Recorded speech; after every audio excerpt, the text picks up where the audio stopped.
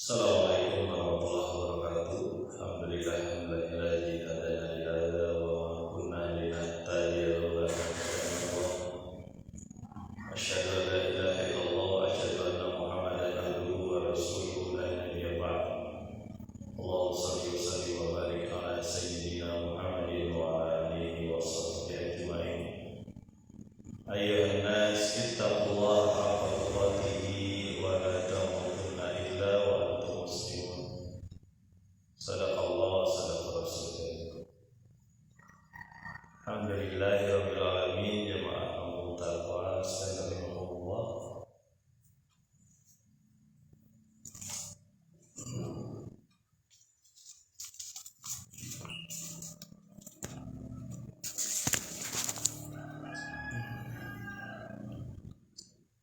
Mari kita lanjutkan masih di surat Ghafir. Kita sudah sampaikan bagaimana Allah menggambarkan, menyatakan sifat-sifatnya. Ada beberapa sifat yang disebutkan di awal surat Ghafir ini, yaitu Aziz, Alim, Ghafir, Qabil Tawbi, Syadidul Iqab. Tidak ilah selain Dia, la ilaha illa huwa, dan kepadanya mereka akan kembali. Kemudian disampaikan juga tidak ada yang mendebat ayat-ayat Allah kecuali segolongan kecil orang yang ingkar, orang kafir. Sementara seluruh wujud alam itu menyetujui ayat-ayat Allah. Ini juga peringatan sekaligus pemberitahuan kepada Nabi SAW, maka jangan gundah gulana, jangan galau melihat orang-orang yang berkuasa saat itu, atau saat-saat lain di mana ada orang yang menyeru kepada Allah dan ditindas, bahwa mereka bisa berjalan bolak-balik ke sana ke sini seolah-olah menguasai bumi, padahal itu hanya sementara, sangat kecil di mata Allah Subhanahu wa Ta'ala. Mari kita lanjut di ayat kelima surat Ghafir. Bismillahirrahmanirrahim. Kadzabat qablahum qaum Nuh wal ahzab min ba'dihim wa hammat kullu ummatin bi rasulihim liya'khudhuhu wa jadalu bil batili liyudhibu bihi al haqqa fa akhadhuhum fa kaifa kana iqab.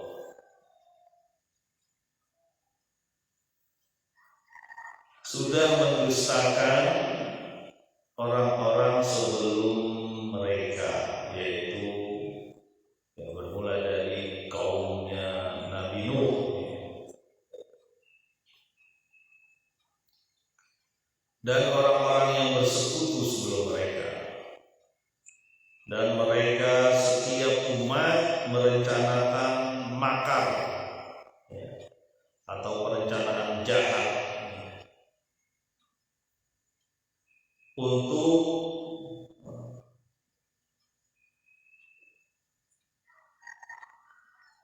liya'khudhuhu, untuk menghalang-halangi para rasul, dan mendebatnya dengan kebatilan, untuk menawan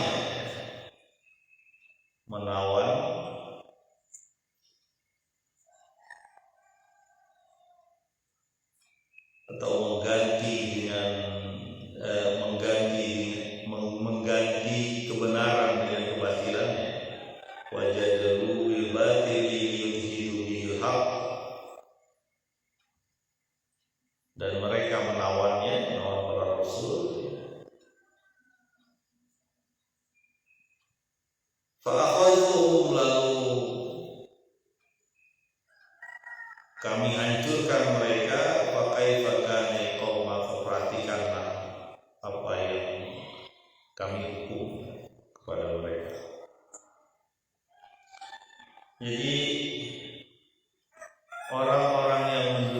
menyebarkan din ini sudah ada, dan memang lagunya lagu lama, dari dulu juga ada. Ada orang-orang yang bahkan bersekutu. Bersekutu itu artinya gabungan kelompok. Ya.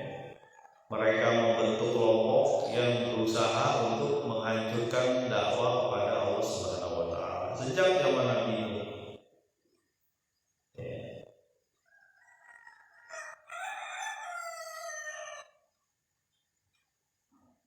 Berarti setelahnya juga ada, setelah zaman Nabi Nuh juga ada, ya. Dan kita tahu bagaimana kesudahan orang-orang seperti ini.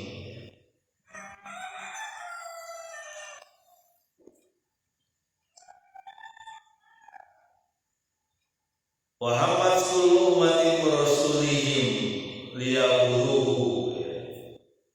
Dan amat kuat kemauan orang-orang tersebut untuk menghancurkan Rasul dan mendebatnya dengan kebenaran, untuk mendebatnya dengan kebatilan sehingga kebenarannya digantikan.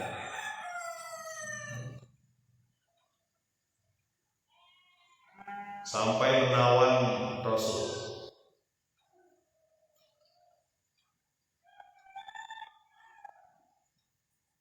Dan biasanya mereka itu mendebat itu tidak dengan argumen, tidak dengan pendapat, tapi dengan tirani, dengan diktator, dengan pemaksaan, dengan menggunakan kekuasaan kalau perlu dibunuh. Karena mereka orang-orang yang tenggelam dalam kesesatan, nggak bisa kalau berhadapan dengan kebenaran, nggak bisa.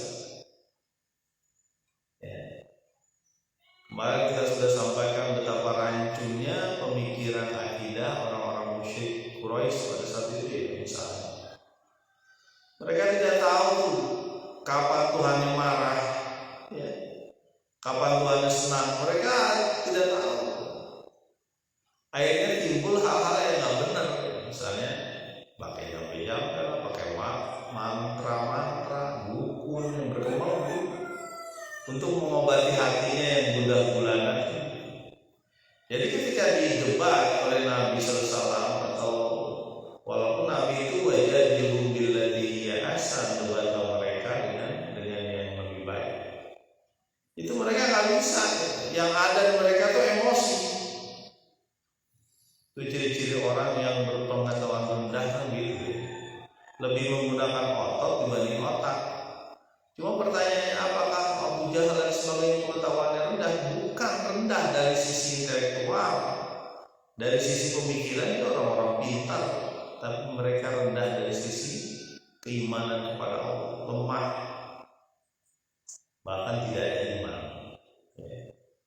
Karenanya mereka yang ada di pikiran mereka adalah gimana caranya menghancurkan Nabi, ya, mencegah orang-orang mengikuti Nabi, kalau perlu orang-orang yang mengikuti Nabi itu disiksa supaya kembali lagi ke zaman jahiliyah, ke agama jahiliyah, agama mereka,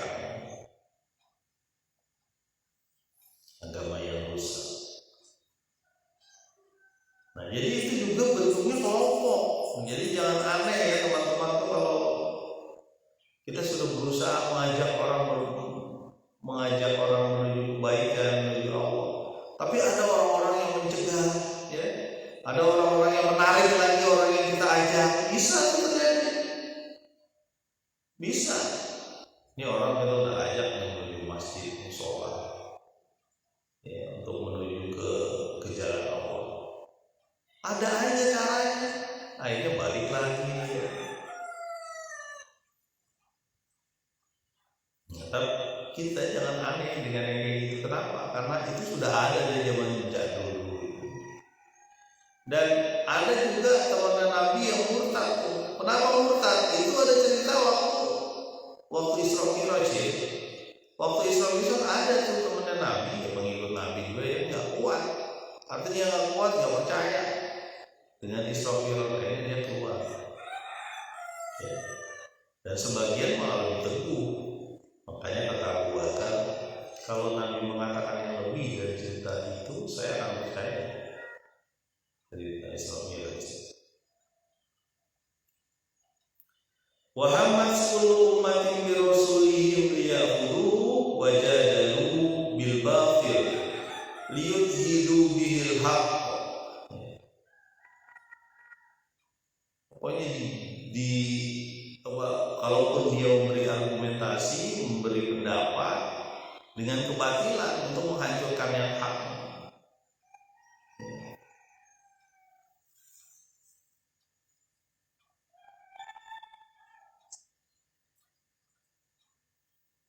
Sampai kata-katanya ya,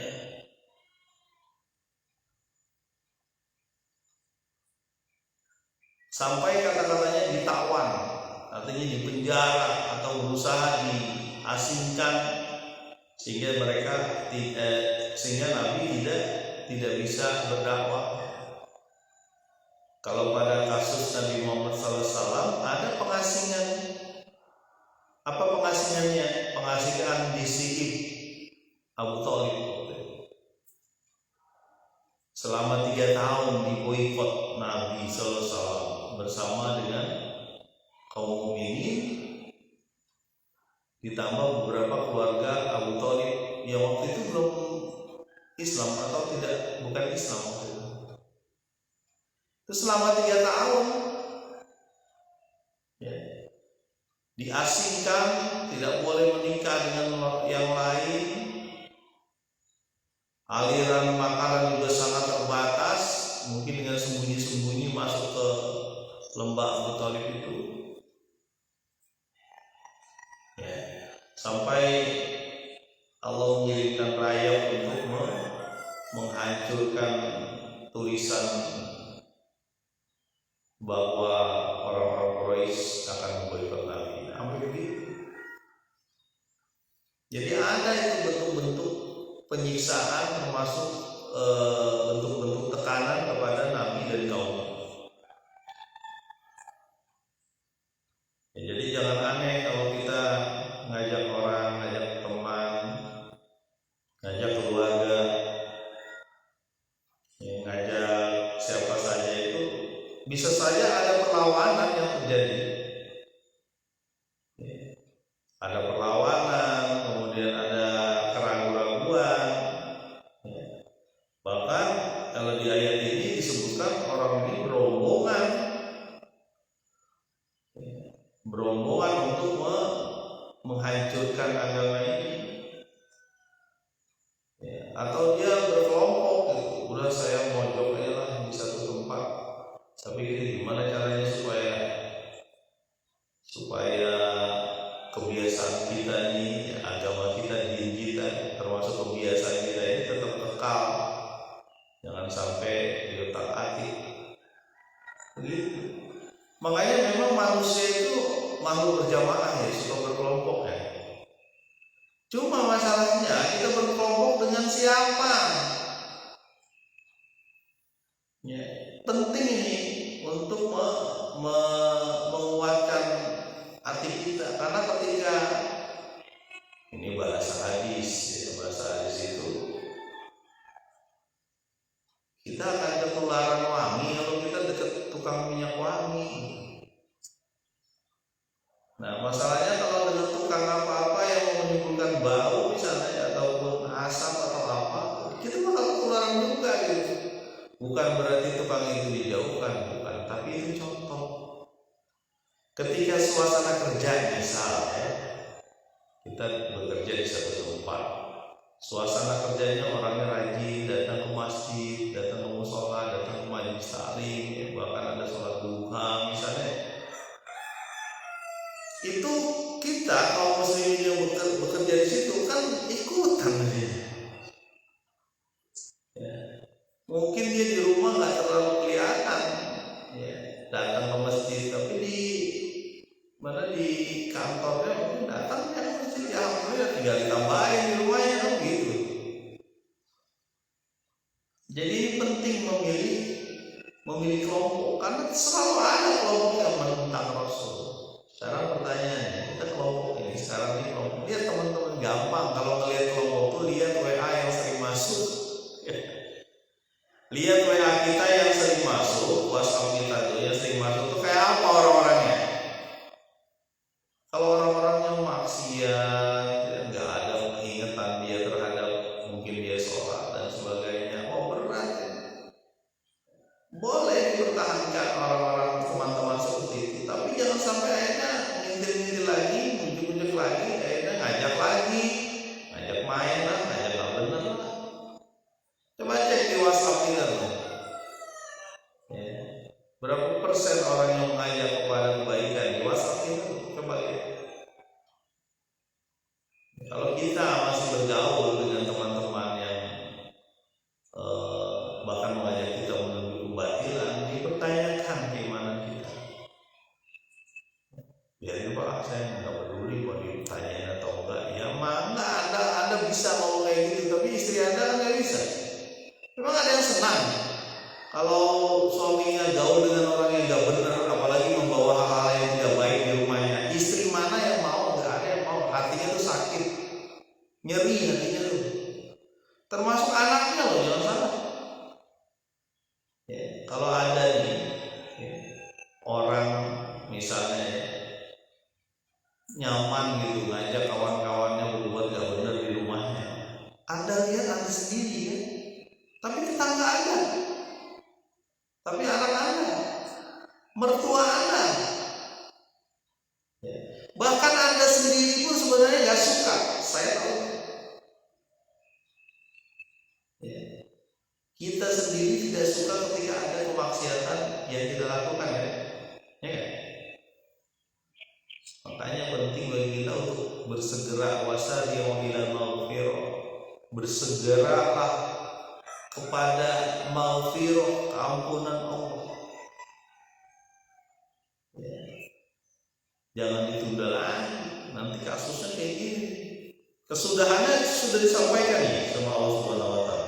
Fa'akhadtuhum, maka aku hancurkan mereka. Ya. Kaum Nuh ya, selesai. Kuatannya luar biasa, ngejeknya juga mantep. Ya. Mana emang dia loh, nyian kapal di dunia, nyian kapal di gunung. Anda tuh gila buat kapal di gunung. Kalau kapal itu di laut, tuh kan memang Nuh itu gila, jangan ngikutin. Jadi yang namanya cemoohan, nyinyiran itu, omongan-omongan orang begitu. Wah, ternyata temennya nih, temen yang biasa main gak benar, udah mulai ke musola, udah dinyir itu. Itu mah pencitraan lo aja deh. Pencitraan Anda itu udah semelanya begitu ya. Dan kita lihat di sini Allah menyebutkan fa'akhadtuhum, aku hancurkan mereka, dan potongan ayat selanjutnya fakaifa kana iqab, maka lihat bagaimana hasil dari hukuman kepada mereka ya. Dilipas semua. Sekuat apapun kita merasa fisik kita bagus nih, kita mah sehat terus, nggak ada masalah. Jangan salah, gampang saja lo cabut nyawa kita.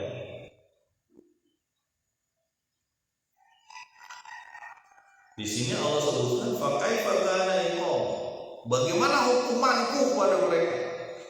Cek, lihat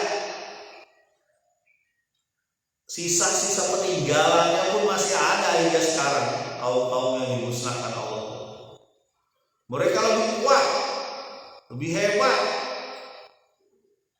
ya. Makanya ini hukuman Allah itu pantas dikagumi, karena melibas selesai, tepat sasaran, dan nggak di tempat lain, nggak, memang di situ saja. Makanya pernah saya sampaikan ya,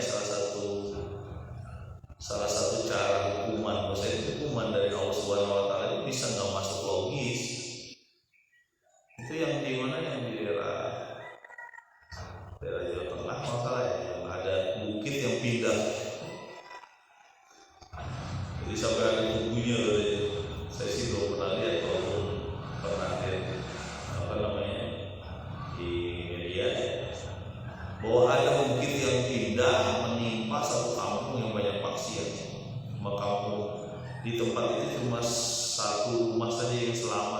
biasa dibuat ngaji. Dan potongan bukit itu melewati sungai, seolah-olah bukit itu terbang. Kalau longsor dia pasti menutup sungai turun. Ini terlempar ya, selalu terlempar. Kadang-kadang nggak masuk akal. Dan dengan mudah Allah kalau bisa hancurkan satu kaum. Dan itu juga bisa kelihatan kalau di Indonesia dengan banyaknya bencana itu bisa kelihatan betapa gampangnya Allah cabut nyawa ratusan ribu orang di tsunami misalnya, dan satu regional pulau ya, semuanya terkena sampai ke Malaysia, Thailand.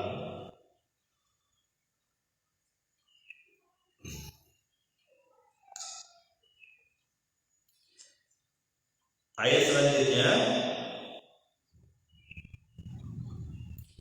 wa kadzalika haqqat kalimatu rabbika 'alal ladzina kafaru annahum ashabun nar. Dan begitulah sudah berlaku ketetapan dari Rabb-Mu ya Muhammad bagi orang-orang yang kafir yang ingkar sesungguhnya mereka adalah ashabun nar, penghuni neraka. Pertarungan tidak selesai di dunia. Sudah berlaku ketetapan dari Allah, orang yang kafir masuk neraka. Jadi pertarungan ini abadi hingga akhirat. Tidak selesai di dunia saja, tapi abadi hingga akhirat. Makanya penting banget cek teman-teman kita, teman-teman suami kita. Boleh, istri juga boleh cek handphone suami. Makanya saya setuju kalau handphone di keluarga itu, handphone di keluarga itu tidak ada password, tidak ada kunci. Kalau ada kunci ada masalah, jadi disembunyikan. Mikir nih teman-teman. Iya ya Pak, ya, kalau ada kunci berarti ada sesuatu yang disembunyikan. Iya, alasan apapun berarti ada yang disembunyikan. Pak, ini nanti anak saya ngutak-ngatik dia ini dia apa namanya mesen barang online dan sebagainya. Itu mah alasan aja. Bisa aja khusus yang itu jadi apa dikunci yang di bagian belanja itu kan bisa aja. Ada aja atau di reinstall atau di uninstall aja, dibuang sekali. Jadi boleh. Saya alhamdulillah sih nggak ada kunci. Jadi istri itu bisa kapan saja melihat handphone. Sekarang ini coba saya tanya teman-teman. Kalau kita membuat kunci di handphone supaya istri kita tidak tahu, lalu apa gunanya kita menyerahkan diri kita bersama dia? Kan dia kita harapkan dunia akhirat pasangannya. Buat apa ada rahasia? Ya. Buat apa coba? Pakai kunci di handphone. Ya, kurang setuju itu, mana itu macam-macam nanti. Pak saya nggak setuju dengan Pak Arwan yang mana silakan aja yang mau itu. Tapi bagi saya kita berusaha sejujur mungkin kan sama keluarga kita. Apa adanya lah, itulah yang ayah hubungi hari ini bisa dicek ke siapa saja, omongan apa saja. Bisa dicek, bisa dilihat. Kapan aja. Ya itu jadi ngomongin handphone. Karena masalahnya begini teman-teman, handphone ini unik. Uniknya apa? Karena dia bisa sampai ke tempat-tempat pribadi, sampai kamar mandi. Dulu TV nggak bisa dimasukin kamar mandi, kegedean. Ada juga mungkin kalau kamar mandi gitu. Sekarang ada handphone yang bisa dibawa ke kamar mandi, bisa dibawa ke kamar tidur, bisa dibawa di kantor juga. Mungkin ya ada sesuatu yang bisa dikerjakan di handphone dan sembunyi-sembunyi yang banyak. Ya. Jadi kembali lagi, wa kadzalika haqqat sudah berlaku ketetapan dari Allah bagi orang-orang yang kafir, ya, dari Tuhanmu ya Muhammad SAW, bahwa mereka akan mendapatkan neraka. Jadi berlaku sampai akhirat tuh. Pertarungan abadi ini, pertarungan berbulan, pertarungan bertempur kita dengan musuh yang nyata kita, setan, dengan nafsu yang dikendalikan dengan cara yang amaratul bisu, nafsu yang menyuruh kepada kebaikan. Itu pertarungan terus menerus hingga akhirat. Dan kita harus sadar bahwa ini adalah pertarungan 24 jam kita menuju ridho. Makanya segala sesuatu diniatkan untuk ibadah. Sehingga apapun yang kita kerjakan hari ini, sekarang, akan datang, itu bernilai ibadah. Karena kita selalu bertempur. Dan pertempuran itu kadang turun, kadang naik. Namanya iman, ayazidu wa yanqus. Iman yazid dan yanqus, bisa bertambah, bisa berkurang. Ketika berkurang dengan bermaksiat, dengan maksiat kepada Allah, bertambah dengan bitaat, dengan taat. Jadi perbanyaklah taat kita sehingga keimanan kita naik terus. Taat dalam hal apapun.